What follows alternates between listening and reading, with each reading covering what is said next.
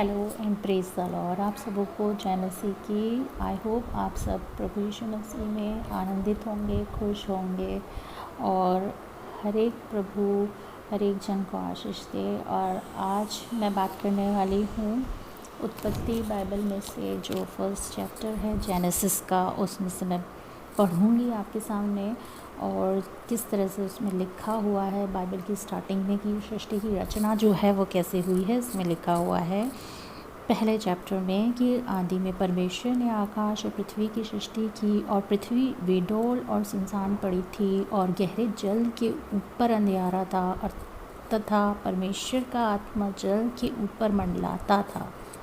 आप समझ रहे हैं इस बात को कि पृथ्वी जो थी वो एक बेडौल पड़ी हुई थी, यानी उसमें कुछ भी नहीं था। जब परमेश्वर का आत्मा उसमें मंडलाता था, आत्मा आप बोल सकते हैं कि उसे चलने के लिए फ्लोर या ज़मीन की ज़रूरत नहीं होती, वो मंडराता था वहाँ पर। तथा परमेश्वर का आत्मा जल के ऊपर मंडलाता था।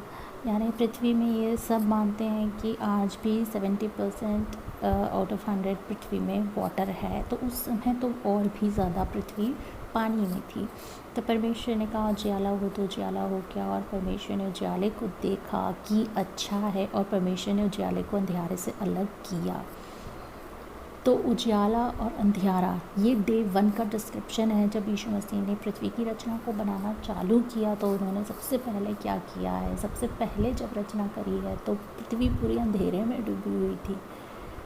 वहाँ पर कोई रोशनी का सोर्स नहीं था। लेकिन जब ईश्वर ने देखा और उन्होंने जब सृष्टि को बनाना चालू करा तो जब सबसे पहला काम होता है, हम कभी भी किसी कमरे में या घर में जाते हैं तो हम सबसे पहले लाइट देखते हैं, क्योंकि हमें कुछ दिखाई ही नहीं देता है। और हम उस घर में सबसे पहले हम लाइट को ऑन करते हैं, लाइट फैसिलिटी लगाते हैं, क्योंकि जब तक हमें कुछ दिखेगा नहीं हम उस घर में जाकर कैसे काम करेंगे। तो वही सबसे पहले परमेश्वर ने करा कि उजियाले को देखा कि अच्छा है और परमेश्वर ने उजियाले को अंधियारे से अलग कर दिया, सेपरेट कर दिया, ताकि हम अंधेरा और उजियाला इस चीज़ को हम बोल सकें रात और दिन है। और परमेश्वर ने उजियाले को दिन और अंधियारे को रात कहा। तो ये हमारी पृथ्वी की जो रचना स्टार्टिंग जब हुई है तब से ये दिन रात चालू हुआ है, उसी से पता चला है कि ये पहला दिन बना है। और परमेश्वर ने उजियाले को दिन और अंधियारे को रात कहा तथा सांझ हुई फिर भोर हुआ, इस प्रकार पहला दिन हो गया। ये पहले दिन की रचना है कि ईश्वर ने किस तरह से पहले दिन को डिस्क्राइब किया है बाइबल में। फिर परमेश्वर ने कहा जल के बीच एक ऐसा अंतर हो कि जल 2 भाग हो जाए। मतलब फर्स्ट डे ईश्वर ने जल का 2 भाग नहीं किया था, दूसरे दिन किया। पहले दिन सिर्फ उजियाले और अंधियारे का 2 भाग किया था।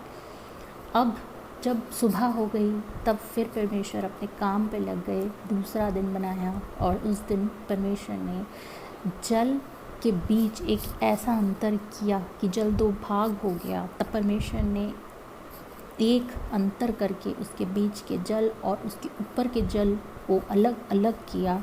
वैसे ही हो गया और परमेश्वर ने उस अंतर को आकाश कहा तथा सांझ हुई फिर भोर हुआ, इस प्रकार दूसरा दिन हो गया। अब ये दूसरे दिन का काम था यीशु मसीह का कि उन्होंने दिन और रात जो बनाए थे उसमें से जल में से उन्होंने जल को 2 भाग करा, आकाश और जल।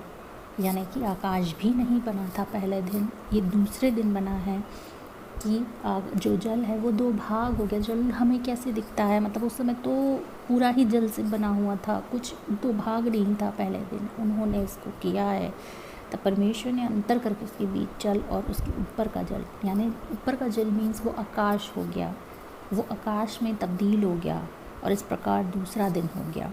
फिर परमेश्वर ने कहा आकाश के नीचे का जल एक स्थान में इकट्ठा हो जाए और सूखी भूमि दिखाई दे।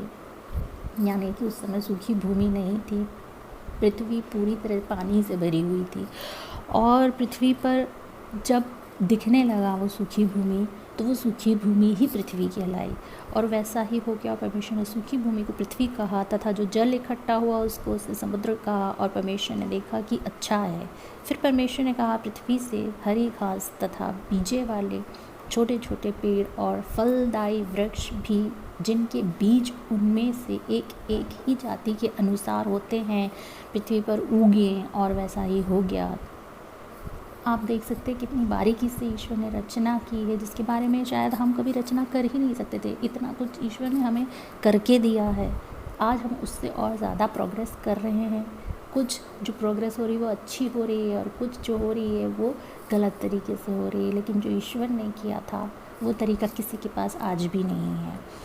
तो एक एक बीज जो हम देखते हैं वो प्रोड्यूस होते जा रहे हैं, और आज तक इतने हज़ारों साल के बाद तक वो हमें मिल रहा है खाने को, क्योंकि वो परमेश्वर ने उसको इस तरह से बनाया था। तो पृथ्वी से हरी घास और छोटे छोटे पेड़ जिनमें अपनी अपनी जाति के अनुसार बीज होता है, और फलदायी वृक्ष जिनके बीज एक एक की जाति के अनुसार उनमें होते हैं, उगे, और परमेश्वर ने देखा कि अच्छा है, तथा सांझ हुई और फिर भोर हुआ। इस प्रकार तीसरा दिन हो गया।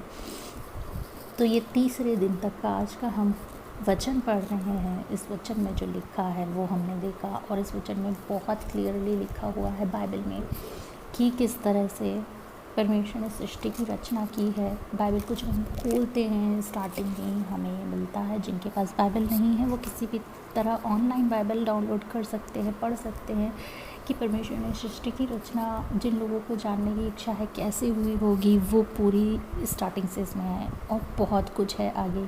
वो हम धीरे धीरे करके बाइबल स्टडी में पढ़ेंगे। आई होप कि आपको मेरा ये बोल कर बताना पढ़ना अच्छा लगा हो, और आपको कुछ समझ में आया हो। तो आज सिर्फ 3 दिन के बारे में हम पढ़ेंगे। बहुत शॉर्ट वीडियो है मैं बना रही हूँ, और उसके बाद आगे हम पढ़ेंगे कि पूरे 7 दिन तक ईश्वर ने कैसे रचना करी है, और उसमें हमें क्या सिखाया है।